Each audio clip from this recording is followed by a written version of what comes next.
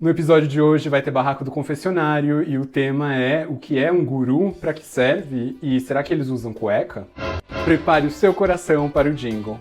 Coisas que você, sem mim, não saberia, porque o seu guru nunca quis te contar. Faz um tempão que ele já se iluminou, sobrou pro monge aqui fazer o jingle. Hello, iluminadas, iluminados, sejam bem-vindos e hoje é dia de lavar roupa suja no mosteiro. E dia também da gente falar sobre tema tabu, porque vocês acham que tabu é falar sobre sexo, ou se os monges têm televisão, se assistem futebol no mosteiro. Mas tabu, de verdade, no budismo tibetano, é a questão do guru. Então quem é o guru, o que é, para que serve, e será que eles usam cueca? Ai, ai, ai! Então vamos lá, vamos desmistificar essa bagaça.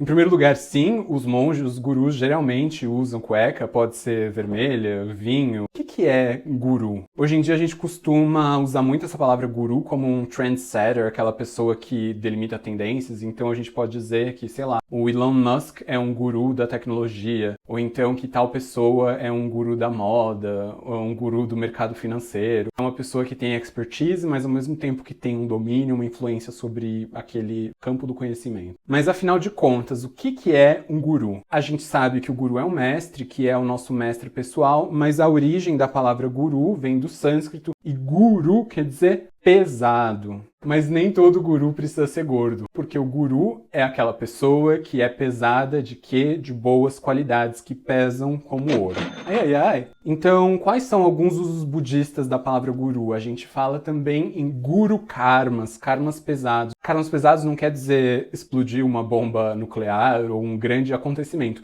Guru karmas são karmas que são feitos em relação a um objeto especial do karma. Então, o que é guru? O que é pesado? Pesado é um Buda, é o nosso mestre, o nosso pai e mãe. Essas pessoas, esses seres, no caso dos gurus e dos Budas, seja pelo peso das suas qualidades extraordinárias, os nossos pais, pelo peso do nosso vínculo de dependência para com eles, para a formação do nosso corpo, da nossa mente e da nossa vinda à vida. Então, Buda, Guru, pai e mãe, esses todos são objetos de peso kármico intensificado, ou seja, se a gente acumular ações positivas em relação a eles, o resultado é multiplicado e negativamente também, ou seja, são objetos de cuidado, de peso kármico. Mas nós estamos no budismo tibetano e no budismo tibetano a gente não usa tanto a palavra guru, a gente usa mais a palavra lama. Inclusive, se nós olharmos em textos de descrição do budismo tibetano lá pelo século XIX, essa modalidade específica de ensinamentos, que a gente chama de budismo tibetano, de Vajrayana, era chamada de lamaísmo, o sistema dos lamas, sistemas dos gurus. Ou seja, indicando como o guru é a figura central e o foco do caminho na tradição dessa religião. E o que significa lama? Bom, diferente de guru, que quer dizer pesado, lama não é uma palavra exatamente com o mesmo significado, apesar de ser a tradução utilizada. Então, lama é composto de duas partes.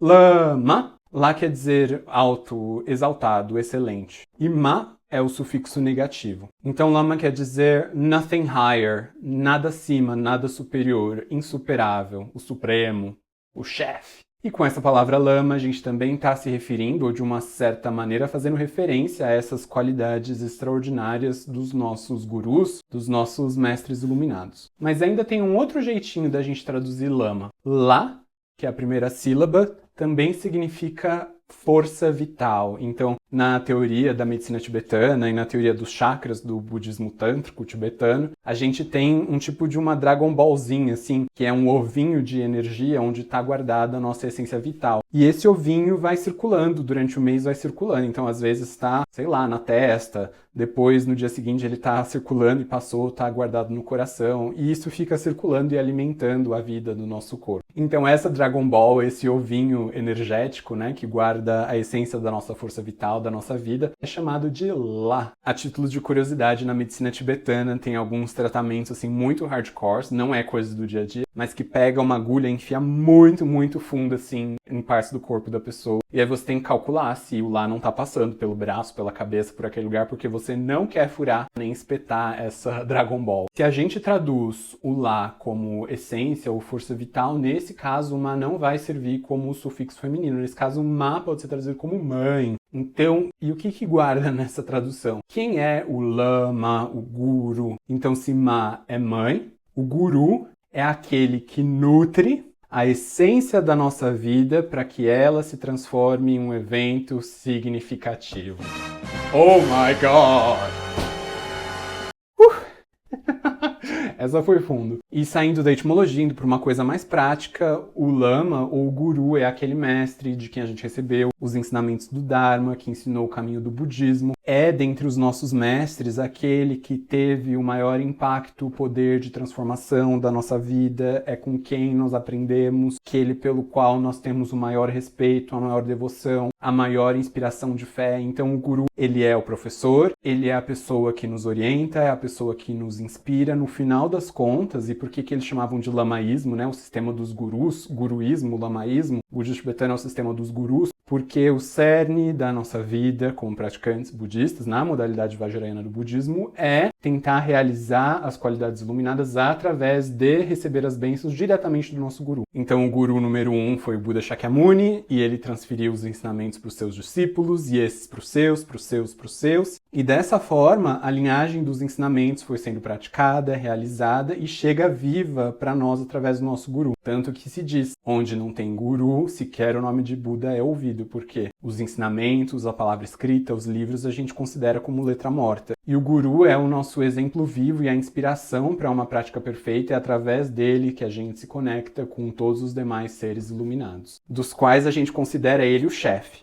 Agora chega de filosofia, chega de se emocionar, vamos falar dos barracos. Um tempo atrás, um cara pegou, me adicionou no Facebook e começou a me mandar umas mensagens. Aí um dia ele começou com uma conversa muito estranha. Simplesmente começou a chegar assim: monge, qual é a sua linhagem? Qual é o seu guru? Qual é o seu monastério? Há quanto tempo que você é ordenado? E esse tipo de abordagem sempre vem uma coisa desastrosa depois. Especialmente quando não tem bom dia, tudo bem e apresentações. É só, quem você pensa que é? E aí eu respondi: é inquérito policial, eu só vou responder na presença dos meus advogados. Ok, eu acho que isso desarmou ele um pouco. E aí ele começou a me contar a história da vida. O cara devia ter lá por volta dos seus 40 e poucos anos, e eu acho que mais novo ele se envolveu num tipo de seita budista chinesa. Mas aí, sei lá, se desentendeu lá, deu errado. E aí ele foi para uma outra escola que é mais ou menos dissidente do budismo tibetano, ficou lá algum tempo, e aí também não deu certo nessa escola. E aí ele saiu dessa segunda escola, não sei porquê, se desvinculou, enfim. Conheceu um guru, um lama do budismo tibetano que visitava o Brasil de vez em quando e tomou muitas iniciações. Eu acho que ficou lá por muitos anos e esse guru dava alguma orientação para ele e ok. Acontece que tem um ano e meio esse guru faleceu e aí o lama morreu infelizmente, mas enfim, ainda tem o centro, tem a obra, tem outros discípulos, tem outros lamas, discípulos e associados. Só que esse rapaz me escreveu dizendo assim: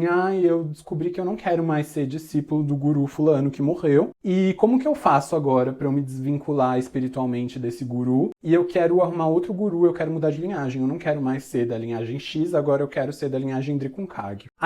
Vocês entendem como ele tenta me colocar numa situação delicada? Porque eu não conheço os ex-gurus dele, que ele tá tentando se desvincular. Não conheço os novos. Não tenho nada a ver. Não conheço. Não quero saber exatamente da história. E aí ele vem reclamar e ele, na verdade, tá me procurando para que eu, que não sou guru, não sou mestre, não sou nada dele, oriente como que ele corta o vínculo e joga fora o guru que ele nutriu por anos ali. Aliás, o guru que nutriu ele por anos, né? E aí eu falei assim, vamos chamar ele, sei lá, de Saulo. Eu falei assim, olha, Saulo, eu não sei, eu não conheço, mas eu imagino que o seu guru deixou o outro lama lá como substituto, então eu conversaria com ele sobre as suas dúvidas, sobre o que você está desconfortável e o que ele dissesse eu tomaria como se fosse o seu próprio guru que tivesse dito. Aí ele agradeceu, muito obrigado, tudo bem.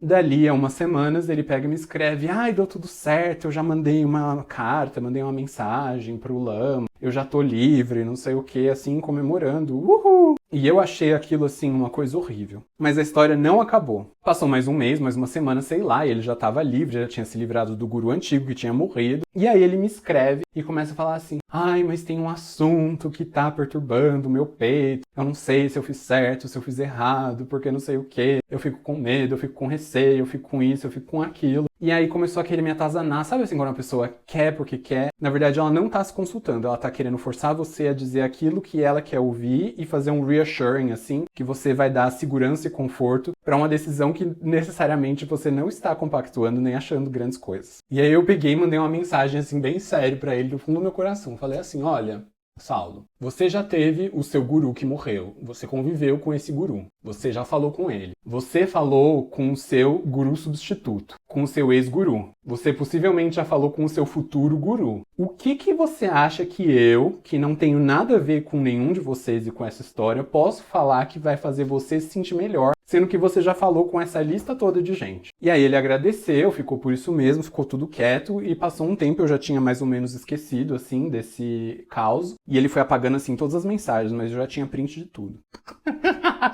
Enfim, e dali um tempo aparece assim no meu Facebook e eu fui olhar e tinha uma foto dele, que mais não era a foto do guru novo, nem do guru antigo. Ele postou uma foto dele assim, com o altar, com o Buda e tal, na escola número 2, não na 3. Ou seja, ele não tá na escola nova, nem na terceira, mas voltou pra segunda. E aí eu não me aguentei, falei assim, mas você não tinha virado Draconcagio? Aí, eita, meu povo de Deus, que esse homem virou no Jiraiya e começou a mandar mensagem de voz e me xingou de tudo que é nome.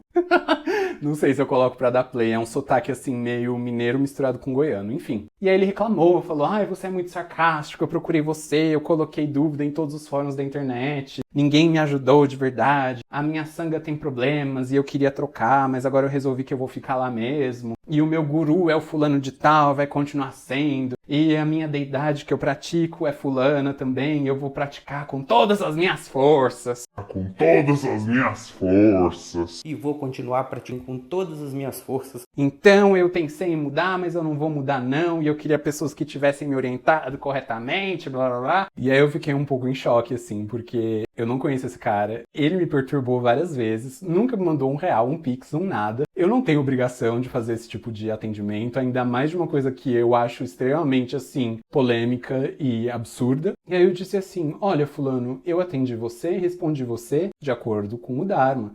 Se você não gostou, vai tomar no seu cu. Pra mim, guru é uma coisa sagrada. Eu não exponho os meus. Você veio reclamar que o guru não presta, que a sanga não presta, que é cheio de problema, que isso, que aquilo, que a deidade tá errada, que o guru tá errado, que tá tudo errado. E aí depois que você tentou me implicar nesse negócio, agora você vem falar como se eu tivesse te querendo. Filho, você vai praticar com todas as suas forças, você não tem força espiritual nenhuma, você é um bosta.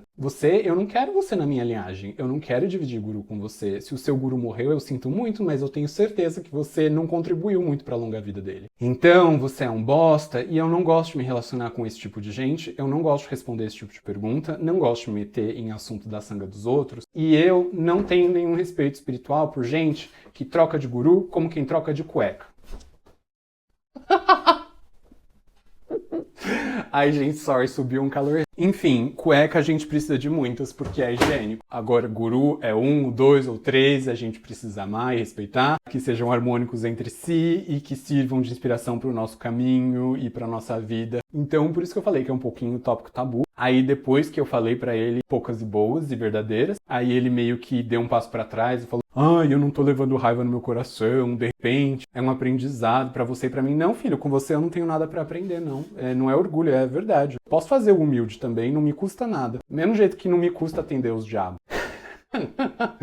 De verdade, eu fico imaginando, mas aí essa parte eu não tenho certeza. É já a fanfic da minha cabeça. Ele largou assim o terceiro guru e foi pro quarto. Chegou no quarto reclamando do terceiro. E viram que não era grande coisa assim. E falaram assim, olha, seu bosta, vai embora, a gente não te quer aqui. Aí, tipo, ele pulou, sabe assim, ele largou a Amélia pra ficar com a Amanda, só que a Amanda não quis, aí ele voltou pra Amélia, que a Amélia que era a mulher de verdade. E agora, o ex-guru, que na verdade é o guru substituto, porque o original morreu, agora é Deus no céu e esse guru na terra. Mas, enfim, quem não presta, eu não quis ouvir história de guru, nem do que morreu, nem do que ficou. Quem não presta é o Saulo. Amados, eu acho que essa é a lição do vídeo de hoje. O que é o guru? Eles usam cueca, sim, é o nosso mestre, a gente recebe ensinamento, a gente tem que ter bastante cuidado antes de se relacionar espiritualmente com as pessoas, porque se até casamento você casa, não faz o prenup, assim, o acordo pré-nupcial, e aí você vai ter que vender metade das suas ações, das suas empresas, um relacionamento espiritual com o guru é uma coisa que vai implicar na nossa alma. Apesar do budismo não ter alma, mas sei lá, eu acho que é um exemplo bem ilustrativo. Então, quer ter guru? Estude, comece do básico, analise, viva por um tempo, olhe a motivação, né?